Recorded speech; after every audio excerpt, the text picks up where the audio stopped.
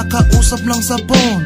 Between you and me, until the break of dawn. No one else comes close, pangako sa isa't isa. Ngunit napatunayan mo ba nang balik ang kanya? Pinatapat sa akin na siya'y mahal pa rin. Anong magagawa ko kundi ikaw ay palayain?